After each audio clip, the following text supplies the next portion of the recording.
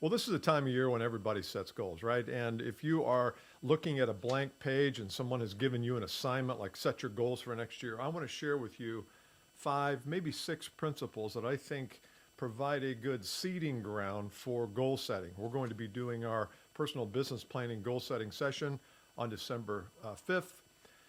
It's this coming Friday from 12 to 2. If you'd like to be a part of it, we'd love to have you. But regardless, these principles I think will make a big difference in how you set goals and how you get your thinking right for goal setting next year. Some of these things are things you've probably never heard about when it comes to goal setting. So hopefully this is kind of, helping you reinvent the whole process of goal setting. So you ready? Let's go. Principle number 1, I think goal setting and business planning is a spiritual exercise. Why?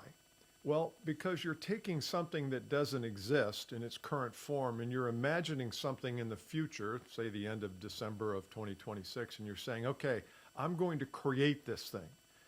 Goal setting and business planning is where you drop into creator mode.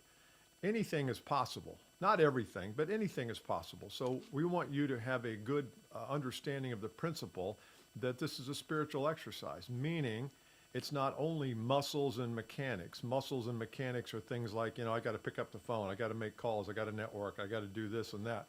That's all good. I want you to do mechanics. But the way it all begins is to think about this in a different way.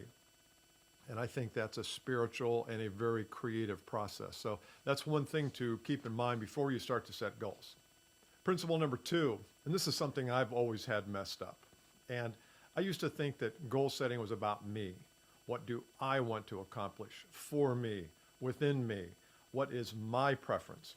And really, when you think about business planning and vision setting, it's really about more than just you. It's about all the people in your life. Maybe it's your family, maybe it's your spouse, maybe it's your kids, maybe it's your manager, maybe it's your company, maybe it's your customers. A lot of people, when you think about the downstream effect of your goals, a lot of people are affected. If you say, look, I'd like to increase my income in 2026 from, I'm just using this as a number because I can calculate easily, from 100 grand to 200 grand, that means you're probably going to have a better result, a bigger result, more results. If you're in frontline sales, maybe it's generating 2 times the number of clients you did last year. Well, guess what? That affects your clients. Your ability to have impact on them, to bring solutions to them, that's more than just you. That's them. So as you set goals, I think planning is more about the people who are impacted by you achieving those goals than just you. Principle number 3, leverage beats labor all the time, every time. If you want to grow your business and you want to scale up your income or results of any kind, you're going to have to use leverage. You're going to have to understand leverage. It's one of the things we talk about.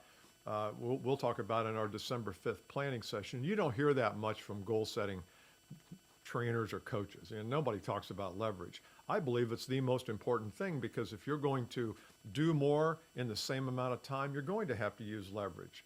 Maybe that leverage is digital leverage, technology leverage, AI leverage, video leverage. There's all sorts of different things, and we're going to go through, there's about 5 areas of leverage that we're going to go through. But I want you to keep in mind as you set goals on your own, what goals can be leveraged? Where can you leverage your talent, your wisdom, your preferences, your vibration, your voice, your frameworks? There's a lot of stuff to leverage, but think leverage over labor. Principle number 4 is I want you to think about being, doing, and having. Having is the result. That's the easy part. What do you want to have at the end of next year? Doing, obviously, results, it's actions. What do I need to do in order for me to have this? But the foundational element of be, do, have is the being. Who do I need to be? Who do I need to become in order to make my doing easier so that I can have the results? This is the hardest part of the be, do, have model. Is it's easy to say I want to generate more money, so therefore I'm going to make 100,000 more calls. But who are you when you're making those calls? And I believe that the being part, of the thinking part, of the feeling part, whatever you want to put in that place, if you don't like the word being, is the most important thing. If your mind is right and your thinking is right, then the doing becomes easy. Here's an example. One of the things that you're probably going to want to do next year is reach out to people. And you'd like to be able to maybe, in terms of leverage, is increase your closing percentage from, let's just say, 15% to 30%. You increase your closing percentage by double, that probably is going to mean maybe you're talking to fewer people, but probably you're talking to the right number of people. You're just not converting those suspects to prospects to clients. But you've got to understand, well, who do I need to be as I'm going through that process? Do I need to be a hostage holder? Do I need to, bully people? Of course not. Do I need to persuade and convince people? Nah, maybe not. So who do you need to become? I need to become generous with my time. I need to become generous with my information. I need to be thinking about how can I get my message out on platforms like I'm doing here so that more people I'll be visible to more people, and then they'll call me or I'll call them. And when I get there, I'm not going to have to do as much work because I'm going to be positioned properly. But if you don't see that as part of who you need to be, then the doing just becomes a grind, and I don't want that for you. Principle number 5, dreaming or visioning without accountability is just a waste of time. You need to have someone in your life who you can become accountable to. And that could mean a coach like me. It doesn't have to be. It could mean somebody from the outside who also has a goal and goals they want to meet. Maybe you meet up on a monthly basis, or you at least have a phone call. I don't think it's your manager, nor do I think it's your spouse, because they're too close to the action. They have a vested interest in you achieving your goals. I don't want anybody to have a vested interest who's your accountability partner. They're interested in helping you become accountable and reminding you to do the behavior and helping you sort out, if you don't do the behavior, what might be the problem. That's great. But don't make it your manager. That's just not a good idea. They'll be accountable for it, and they'll be able to support you. I'm not saying they shouldn't support you, but when it comes to an accountability partner, I want it to be somebody from the outside. Once again, a coach is fine. It could be a coach you pay, could be a coach you don't pay, but at least somebody from the outside that you can become accountable to. If not, you don't have the luxury of having conversations around maybe some actions that you've been doing that aren't working.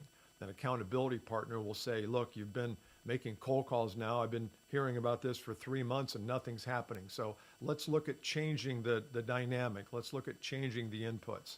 It's hard to do that alone. That's why I like accountability partner. And principle number 6 is you've got to let go of the paradigms. You've got to let go of what we call the strongholds, the beliefs that are just you're immersed in, and I'm immersed in. And Lord knows I have plenty of beliefs that are old, they're antiquated, they're worn out. And if I'm going to get to another level, I'm going to have to examine those beliefs.